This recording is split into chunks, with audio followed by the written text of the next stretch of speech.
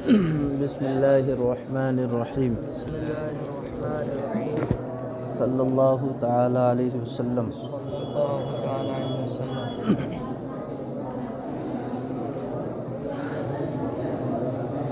فصل فی المطلق والمقید۔ یہ فصل ہے مطلق اور مقید کے بیان۔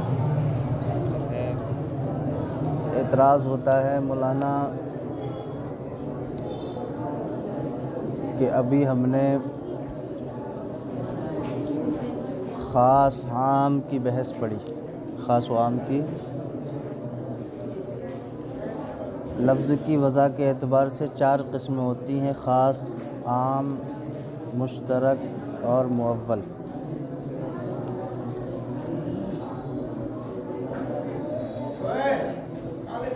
تو خاص و عام کی بحث تو ہم نے پڑھ لی، لیکن یہاں پر مشترک کی بحث لانی چاہیے تھی۔ خاص عام کے بعد مشترک، پھر معول، اور یہ لا رہے ہیں بیچ میں مطلق اور مقید کو۔ وضع کے اعتبار سے تو 4 قسمیں ہیں نا، خاص، عام، مشترک، معول۔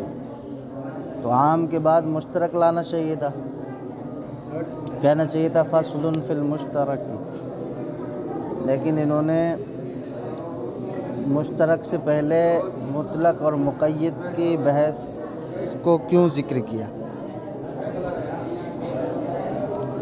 اس کا جواب یہ ہے کہ مطلق اور مقید حقیقت میں یہ خاص کی قسمیں ہیں۔ کس کی ہے؟ پہلے خاص کو بیان کر دیا، پھر عام کو، اب خاص کے اقسام بیان کر رہے ہیں۔ سمجھ رہے ہیں؟ اور خاص اپنی قسموں کے ساتھ پہلے ہوتا ہے، ٹھیک ہے؟ تو اس لیے اس کو مشترک سے پہلے بیان کیا۔ یہ حقیقت میں خاص کی قسم ہے۔ مطلق کہتے ہیں جو ذات پہ دلالت کرے، کس پہ؟ اور مقید کہتے ہیں جو ذات کے ساتھ وصف پہ بھی دلالت کرے۔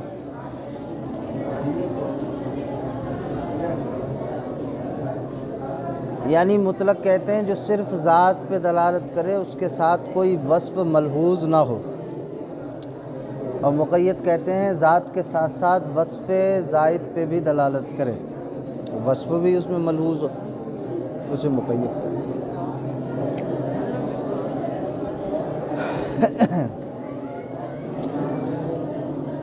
فرماتے ہیں فصل فی المطلق والمقید، یہ فصل ہے مطلق اور مقید کے بیان میں۔ اچھا، اگر یہ مطلق اور مقید یہ خاص کی قسمیں ہیں تو الگ فصل میں کیوں ذکر کیا؟ ایک ہی فصل میں، خاص والی فصل میں ذکر کر دیتے، ہے نا؟ الگ فصل میں کیوں لے کے آیا؟ تو اس کا جواب یہ دیکھیں، مطلق اور مقید کی ابحاث جو ہیں وہ کامل ہیں، اس کی بحثیں کامل ہیں، اور مطلق اور مقید ایک الگ مقام رکھتا ہے، لہذا اس میں تفصیل بھی ہے اور الگ حیثیت بھی ہے، اس کی الگ کامل ابحاث بھی ہیں، اس لیے الگ فصل بنا دی اور مطلق مقید کو اس میں ذکر کر دیا۔ سمجھے بات؟ کہتے ہیں فصل فی المطلق والمقید، یہ فصل ہے مطلق اور مقید کے بیان میں۔ ذہب اصحابنا، گئے ہیں ہمارے اصحاب، ہمارے اصحاب گئے ہیں الی اس بات کی طرف ان المطلق من کتاب اللہ تعالی، کہ کتاب اللہ کا مطلق، اللہ تعالیٰ کی کتاب کا مطلق، اذا امکن العمل باطلاقہ، جب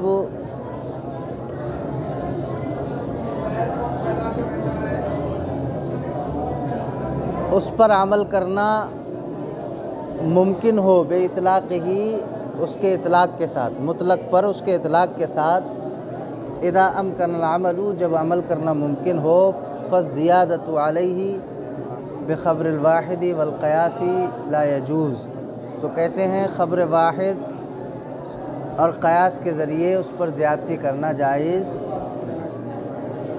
حکم بتا رہے ہیں یہاں سے، کہتے ہیں ذہاب و اصحابنا، ہمارے اصحاب گئے ہیں اس بات کی طرف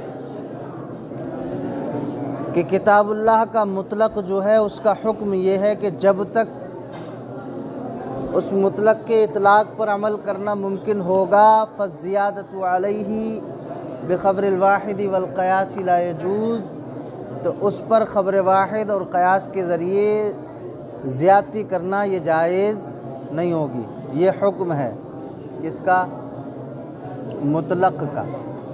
جب تک مطلق کے اطلاق پر عمل کرنا ممکن ہوگا تو اس پر خبر واحد اور قیاس سے زیادتی نہیں کی جائے گی، جائز نہیں ہے۔ سمجھ گئے؟ کیونکہ ہم نے پہلے بتایا تھا، دیکھیں کتاب اللہ کا لفظ خاص اور اس کی اقسام ہے، لفظ خاص کی قسمیں ہیں، اور خاص کیا تھا؟ قطعی الدلالت تھا، اس پہ عمل کرنا واجب تھا، تو وہ قطعی تھا، تو اس کے اقسام مطلق اور مقید یہ بھی قطعی ہیں، مطلق بھی قطعی ہے نا؟ یہ کتاب اللہ کا مطلق قطعی ہے، اور خبر واحد اور ظنی، خبر واحد اور قیاس یہ ظنی ہے، خبر واحد اور قیاس یہ ظنی ہے۔ ہم نے بتایا تھا کہ ظنی سے قطعی پر زیادتی جائز نہیں ہوتی، ظنی سے قطعی۔ کیوں؟ اگر اب آپ خبر واحد یا قیاس سے زیادتی کریں گے تو کتاب اللہ کے مطلق کے حکم کو آپ منسوخ کریں گے۔ کیا کریں گے آپ؟ بھئی کتاب اللہ کے مطلق کا مطلب کیا ہے؟ اس پر، اس کے اطلاق پر جب تک عمل کرنا ممکن ہو تب تک مطلق پہ عمل کیا جائے گا، خبر واحد اور قیاس کے ذریعے زیادتی نہیں کی جائے گی، یہ مطلب ہے اس کا۔ بات سمجھ میں آ رہی ہے؟ اگر آپ نے کتاب اللہ کے مطلق پر خبر واحد یا قیاس کے ذریعے زیادتی کر دی تو اب آپ کتاب اللہ کے مطلق کو منسوخ کر رہے ہیں، اس کے حکم کو کیا کر رہے ہیں؟ منسوخ۔ اور کتاب اللہ کے مطلق کے حکم کو منسوخ کرنا خبر واحد اور قیاس کے ذریعے یہ جائز نہیں، کیونکہ ناسخ کے لیے، جس کے ذریعے منسوخ کیا جائے گا، ناسخ کے لیے یہ بات ضروری ہے کہ وہ کم سے کم منسوخ کے برابر ہو، تقویت میں کیا ہو؟ برابر ہو یا اس سے زیادہ ہو، تب آپ منسوخ کریں گے۔ سمجھ رہے ہیں بات؟ ناسخ کے لیے یہ بات ضروری ہے کہ جس چیز کو منسوخ کیا جا رہا ہے، ناسخ اس چیز کے یا تو برابر ہے قوت میں، یا تو قوت میں برابر ہو یا اس سے زیادہ ہو، تب آپ نسخ کر سکتے ہیں، اور اگر کم ہے تو نسخ نہیں کر سکتے۔ اور یہاں پر دیکھیں کتاب اللہ کا مطلق جو ہے یہ قطعی ہے، اور خبر واحد اور قیاس یہ کیا ہیں؟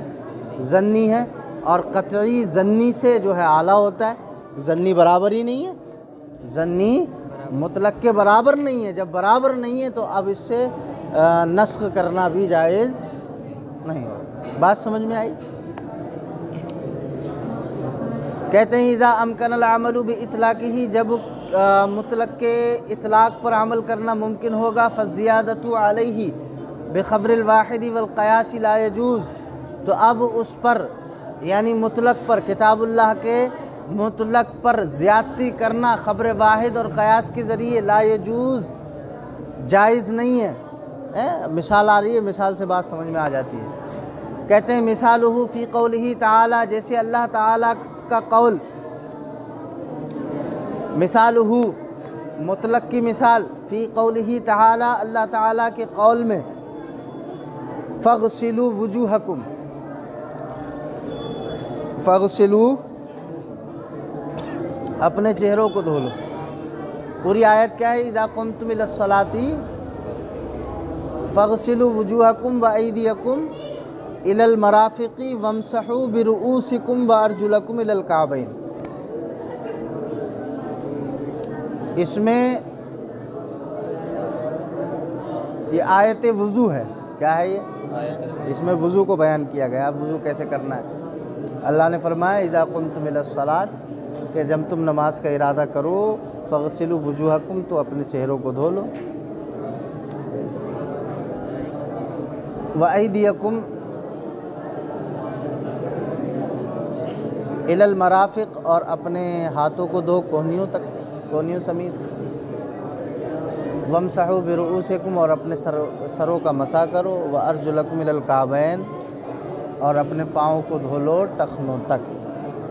ہے نا؟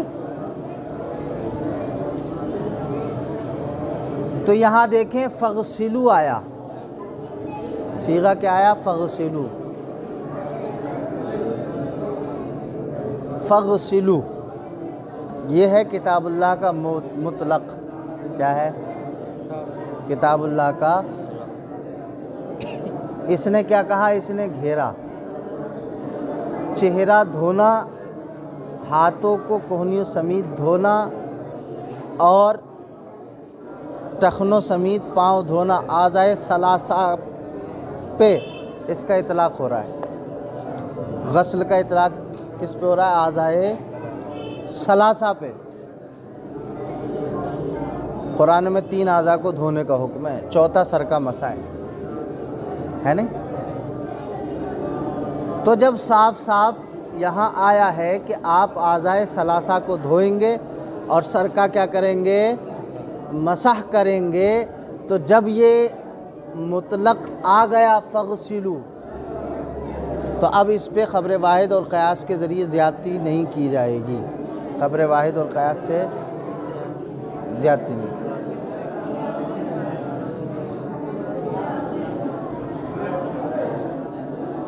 امام اعظم ابو حنیفہ رحمہ اللہ تعالی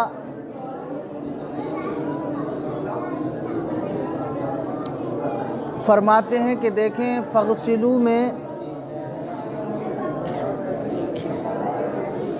فغسلوا یہ کیا ہے؟ مطلق ہے کتاب اللہ کا. لفظ غسل کتاب اللہ کا مطلق ہے اور مطلق کا حکم یہ ہے کہ جب تک اس کے اطلاق پر عمل کرنا ممکن ہوگا تب تک اس پہ عمل کیا جائے گا. خبر واحد اور قیاس کے ذریعے زیادتی نہیں کی جائے گی. تو آپ دیکھیں اللہ نے فرمایا ہاتھوں کو دھو لو، چہروں کو دھو لو اور ٹخنوں سمیت پاؤں دھو لو. اعضائے ثلاثہ کو دھونا ہے اور چوتھا فرض کیا ہے؟ سر کا. چوتھی چیز سر کا مسح کرنا ہے.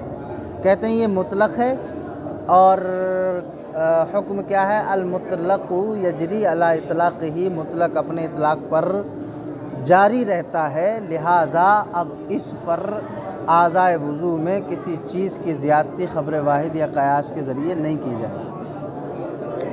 آپ کا مذہب ہے کہ اعضائے ثلاثہ کو دھونا وضو میں اور سر کا مسح کرنا، یہ 4 چیزیں فغسلوا کتاب اللہ آیت وضو سے ثابت ہو رہی ہیں. اس پہ زیادتی.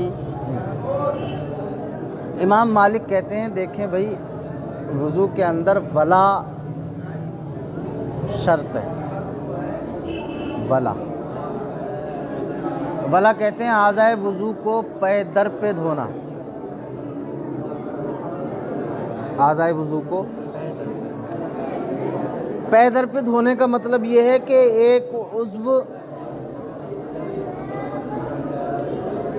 ایک بھی عضو سوکھنے نہ پائے. پے در پہ دھونے کا مطلب کیا ہے؟ کوئی بھی عضو سوکھے نہ.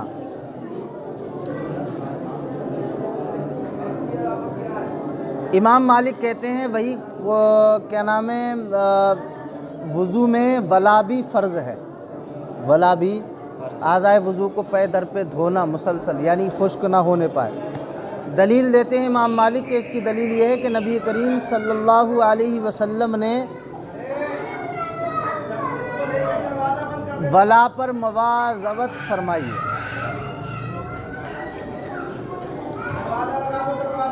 سرکار علیہ الصلاۃ والسلام کے سامنے ایک آدمی نے وضو کیا تو ایڑی تھوڑی سی خشک رہ گئی. تو نبی کریم صلی اللہ علیہ وسلم نے فرمایا دوبارہ وضو کرو۔ فرمایا اگر ولا فرض نہیں ہوتا، شرط نہیں ہوتا، تو نبی کریم صلی اللہ علیہ وسلم صرف ایلی دھونے کا حکم فرماتے، سرے سے وضو کرنے کا حکم نہیں فرماتے۔ تو نبی کا سرے سے وضو کرنے کا حکم فرمانا یہ اس بات کی دلیل ہے کہ وضو کے اندر ولا بھی شرط اور فرض ہے۔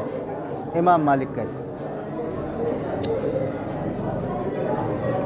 بات سمجھ میں آئی؟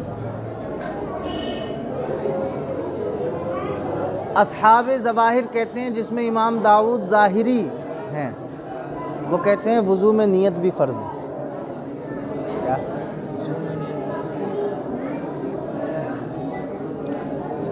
اس کی دلیل وہی دیتے ہیں لا وضوء لمن لم یذکر اسم اللہ علیہ، اس شخص کا وضو نہیں ہے جس نے بسم اللہ نہیں پڑھی۔ آپ کو پہلے بتایا تھا، اس میں حدیث آئی تھی مختصر میں۔ تو داؤد ظاہری کہتے ہیں دیکھیں نبی کا ارشاد ہے کہ جس نے اس شخص کا وضو نہیں ہے جس نے بسم اللہ نہیں پڑھی۔ ہاں، تو امام داؤد ظاہری کہتے ہیں بسم اللہ پڑھنا بھی کیا ہے؟ فرض۔ امام داؤد ظاہری کے نزدیک کیا ہے؟ بسم اللہ پڑھنا بھی فرض ہے۔ وضو کے ارکان میں کیا ہے؟ ایک فرض امام داؤد ظاہری کے نزدیک بسم اللہ پڑھنا۔ دلیل لا وضوء لمن لم یذکر اسم اللہ علیہ، اس شخص کا وضو نہیں ہے جس نے بسم اللہ نہیں۔ امام شافعی علیہ رحمت و رضوان فرماتے ہیں ان کے نزدیک نیت اور ترتیب یہ دونوں چیزیں فرض ہیں۔ نیت بھی فرض ہے اور ترتیب بھی فرض ہے۔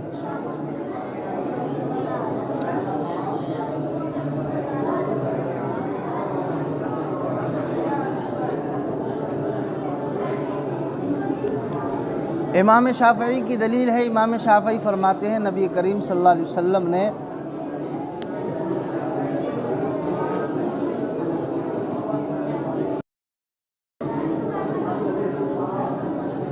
امام شافعی فرماتے ہیں نیت اور ترتیب یہ شرط ہے، وضو میں فرض ہے۔ کہتے ہیں نبی کریم صلی اللہ علیہ وسلم نے وضو فرمایا، ایک حدیث نقل کرتے ہیں، کہتے ہیں ثم یدیہ، کہ نبی کریم صلی اللہ علیہ وسلم نے پہلے اپنے ہاتھ دھوئے، پھر چہرہ دھویا، پہلا چہرہ دھویا پھر ہاتھ دھوئے۔ تو وہاں حدیث کے اندر ثم لفظ آیا، اور ثم یہ ترتیب کے لیے آتا ہے۔ کس کے لیے آتا ہے؟ ترتیب کے لیے آتا ہے، لہٰذا پتہ چلا کہ وضو کے اندر ترتیب فرض، یعنی جیسے قرآن نے بیان کی نا، پہلے چہرہ دھو، پھر ہاتھ دھو، پھر مسح کرو، پھر پیر، یہی ترتیب فرض ہے۔ امام شافعی کہتے ہیں اگر کسی نے پہلے پاؤں دھو لیے بعد میں چہرہ دھویا تو اس کا وضو، پہلے ہاتھ دھو لیے بعد میں چہرہ دھویا، وضو نہیں ہوگا، کیونکہ فرض چھوٹ رہا ہے، شرط چھوٹ رہی ہے۔ اور اذا فات الشرط فات المشروط، جب شرط فوت ہو جائے تو مشروط خود بخود۔ تو کہتے ہیں نیت اور ترتیب امام شافعی کے نزدیک کیا ہے؟ شرط ہے۔ اس کی دلیل حدیث پاک ہے، نبی کریم صلی اللہ علیہ وسلم نے پے در پہ اعضاء کو دھونے کا حکم فرمایا، اور نبی نے یہ بھی فرمایا کہ انما الاعمال بالنیات، اعمال کا دار و مدار نیتوں پر ہے۔ تو اعمال کی صحت کائے پہ ہے؟ نیتوں پر ہے۔ تو وضو صحیح جب ہوگا جب وضو کی نیت کی جائے گی، یہ امام شافعی کی دلیل ہے۔ ٹھیک ہے، احناف کی دلیل کیا ہے؟ احناف کی دلیل کتاب اللہ کا لفظ مطلق ہے۔ کتاب اللہ کا لفظ مطلق کا حکم یہ ہے اذا امکن العمل باطلاقہ، جب مطلق کے اطلاق پر عمل کرنا ممکن ہوگا تو اس پر عمل کیا جائے گا۔ فالزیادۃ علیہ، تو اس پر زیادتی، بخبر الواحد والقیاس، خبر واحد اور قیاس کے ذریعے زیادتی کرنا لا یجوز، جائز نہیں ہوگا۔ مثالہ، مطلق کی مثال، فی قولہ تعالی، اللہ تعالیٰ کے قول میں فاغسلوا وجوہکم، کہ تم اپنے چہروں کو دھو لو۔ فالمامور بہ هو الغسل، تو آیت میں معمور بہ کیا ہے؟ وہ غسل ہے۔ معمور بہ جس کا حکم دیا گیا کیا ہے؟ دھونے کا حکم دیا جا رہا ہے، غسل ہے۔ علی الاطلاق، غسل مطلق ہے، کیا ہے؟ مطلق ہے۔ فلا یزاد علیہ، تو اب اس پر زیادتی نہیں کی جائے گی۔ شرط النیتی والترتیب والموالات والتسمیہ، نیت اور ترتیب، موالات اور تسمیہ کی شرط کی زیادتی اس پر بالخبری، خبر واحد کے ذریعے، خبر کے ذریعے۔ حدیث میں نیت کا بھی آیا انما الاعمال بالنیات، ترتیب کا بھی آیا ثم یدیہ ثم رجلیہ، ٹھیک ہے، اور موالات کا بھی آیا ہے، تسمیہ کا بھی آیا ہے حدیث میں۔ تو کہہ رہے ہیں حدیث کی وجہ سے اس پر زیادتی، نیت، ترتیب اور موالات اور تسمیہ کی شرط کی زیادتی نہیں کی جائے گی۔ ولکن یعمل بالخبر، لیکن خبر پر عمل کیا جائے گا، علی وجہ، ایسے طریقے پر، لا یتغیر بہ حکم الکتاب، کہ اس سے کتاب اللہ کا حکم متغیر نہیں ہوگا، اس سے کتاب اللہ کے مطلق کا حکم نہیں بدلے گا، عمل کیا جائے گا۔ کیونکہ پیچھے ہم نے قاعدہ بیان کیا تھا کہ اگر کتاب اللہ کے مقابلے میں خبر واحد یا قیاس آ جائے تو پہلے تو دیکھیں گے کہ اگر دونوں کو جمع کرنا ممکن ہے تو دونوں پہ عمل کیا جائے گا، اور اگر جمع کرنا ممکن نہ ہو تو اب کتاب اللہ پہ عمل کیا جائے گا، خبر واحد کو چھوڑ دیا جائے گا۔ یہاں حدیث آئی نیت، ترتیب، موالات اور تسمیہ کی، وضو میں شرط ہونے کے بارے میں حدیث پاک آئی کہ یہ چیزیں وضو میں شرط ہیں، لہٰذا ہم نے دیکھا اب اس پہ عمل کرنا ممکن ہے یا نہیں، تو ایک ایسا طریقہ ملا کہ اس پہ بھی عمل ہو رہا ہے اور کتاب اللہ پہ بھی زیادتی اور حکم تبدیل نہیں ہو رہا کتاب اللہ کا۔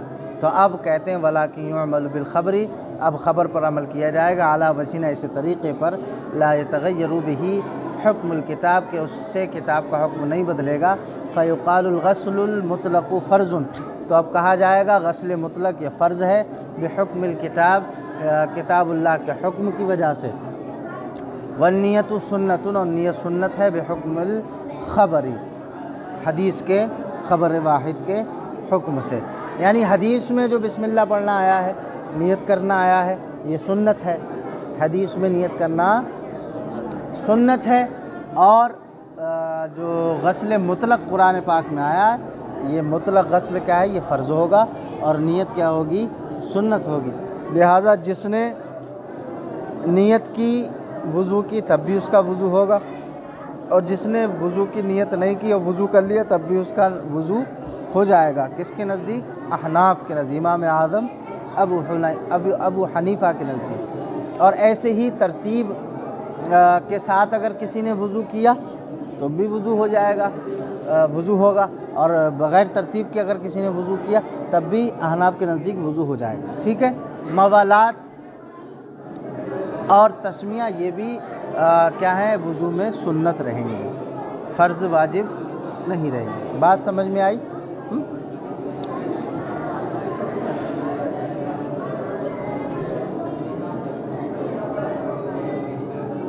انہوں نے جو حدیث پیش کی، ایک حدیث وہ لا وضوء لمن لم یذکر اسم اللہ علیہ، اس شخص کا وضو نہیں جس نے بسم اللہ نہیں پڑھی، تو کہتے ہیں اس کا جواب یہ ہے کہ اس میں لا جو ہے یہ نفی کمال کے لیے ہے، اس کے کمال کی نفی ہے۔